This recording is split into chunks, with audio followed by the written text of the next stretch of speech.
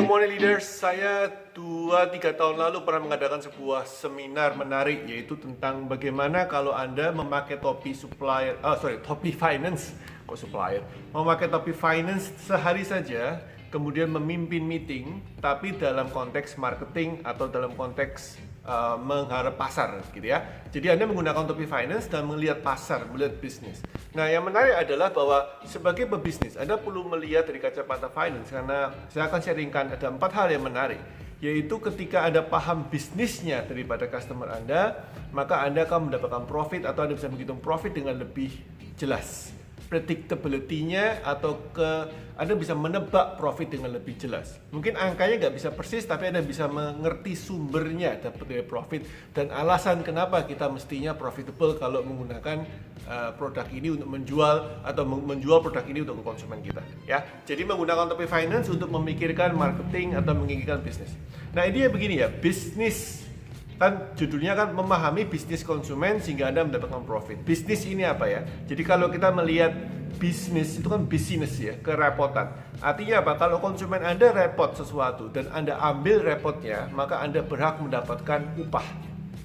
Anda ambil repot ya, bisnis ini kan business ya, bisnis busy ya. Busy itu repot, maka Anda ambil kerepotan konsumen, Anda berhak mendapatkan upah. Katakanlah kalau saya harus repot-repot naik ke genteng, betulin genteng bocor, maka saya sebagai konsumen mencari supplier yang bisa mengambil repot saya, sebagai imbalannya saya bayar.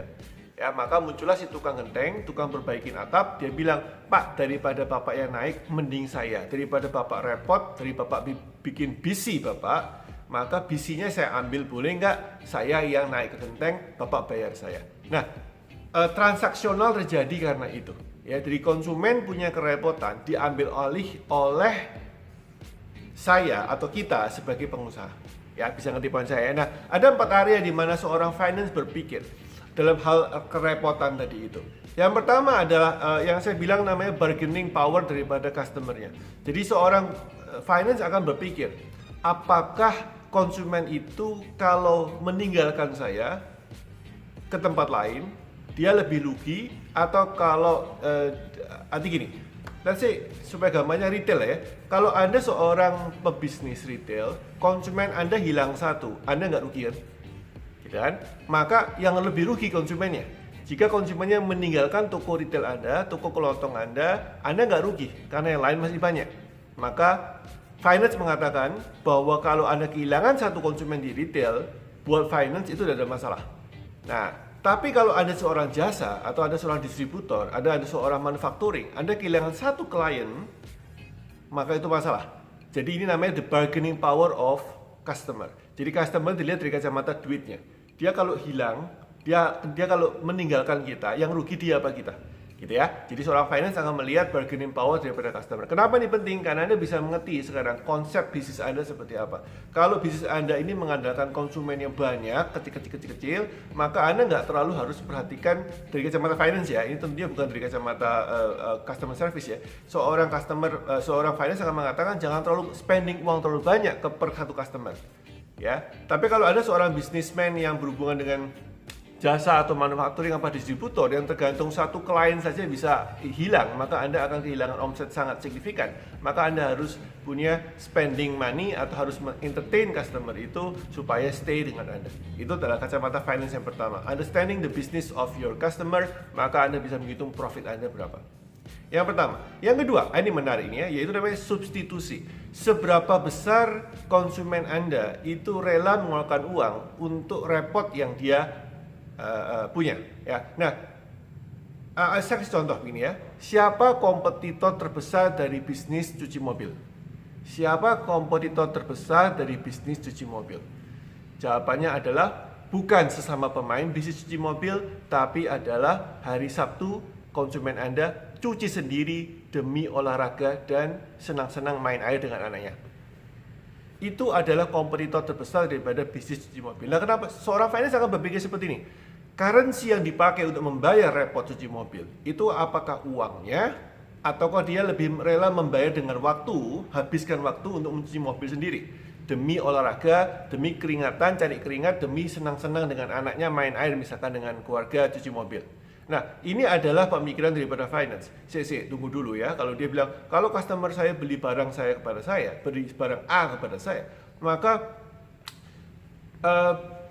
berapa banyak alternatif lain yang dia bisa dapat selain beli sama saya? Apakah dia bisa mengerjakan sendiri? Ongkosnya berapa? Apakah dia bisa beli tempat lain? Repot atau ongkos yang lain muncul apa? Jadi dihitung sama finance.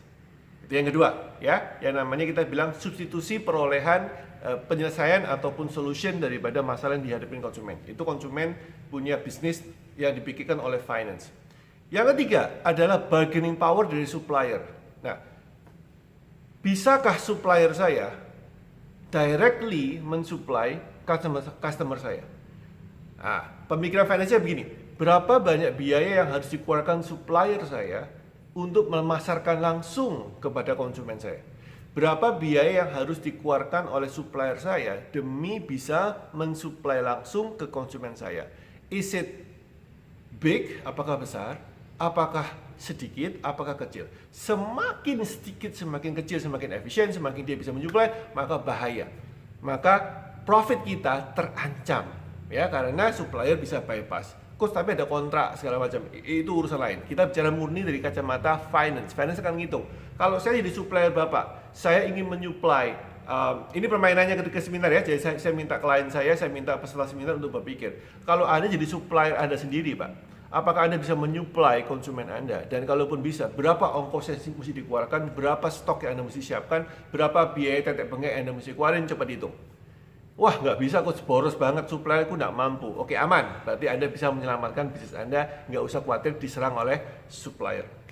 Of course, yang keempat yang paling bahaya adalah Anda hitung, kalau Anda startups dan Anda menyaingi Anda sendiri, tapi sebagai startups, berapa biaya yang dikeluarkan oleh startups untuk bisa memperoleh solusi yang sama yang Anda berikan kepada konsumen untuk menyelesaikan masalah atau bisnis atau repotnya konsumen itu. Ya, jadi startup adalah yang keempat yang paling bahaya, dan ini merupakan ancaman yang benar-benar semua pengusaha yang melihat vlog ini. Hati-hati guys ya, startup ini adalah substitusi paling powerful yang sekarang ada, plus digabung dengan teknologi. It's amazing. Anda mesti hitung berapa biaya yang dikeluarkan untuk menghasilkan solusi yang sama kualitasnya, untuk mendapatkan delivery yang sama cepatnya dengan Anda yang dikeluarkan oleh startup. Jika seimbang atau dia lebih efisien, maka Anda harus mencari nilai tambah lebih tinggi, atau Anda harus mengefisiensikan perusahaan Anda sehingga Anda lebih baik daripada startups. Oke, that's it guys. Ada 4 area di mana ketika Anda menggunakan topik finance, Anda akan berpikir untuk hitung-hitungan dengan cara tadi itu. Semoga bermanfaat. Sesekali pakai topik finance sehingga Anda bisa berpikir untuk lebih baik. See you tomorrow. Bye-bye.